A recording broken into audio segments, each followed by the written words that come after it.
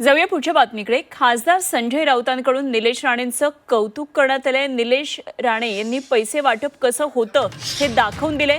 भाजपनं निलेश राणेंवर गुन्हा दाखल केला असं राऊत यांनी म्हटलं। तर राणे विरुद्ध राणे वाद निर्माण करणं हे चुकीचं आहे। मुख्यमंत्री देवेंद्र फडणवीस यांनी प्रतिक्रिया दिली आहे। आपण कधीही चुकीच्या गोष्टीचं समर्थन करत नाही असं फडणवीसांनी म्हटलंय।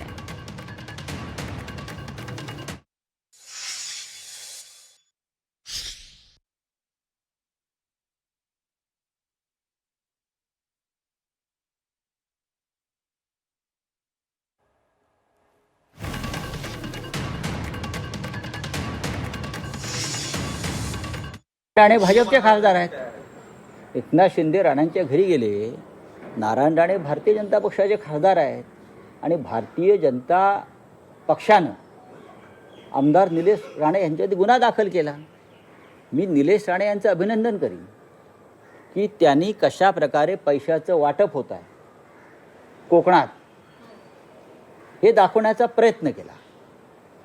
त्यांचे आमचे मतभेद असतील, पण शेवटी निवडणुकीमध्ये पैशाचं वाटप कशा प्रकारे होत आहे हे दाखवण्याचा प्रयत्न केला। मी सगळ्यांच्याच पाठीशी आहे। जो चांगला वागेल त्याच्या पाठीशी मी आहे। कोणी चुकला तर त्याला मी सांगेन। माझ्या पक्षाचा असला तरी मी चुकीच्या मागे उभे राहत नाही।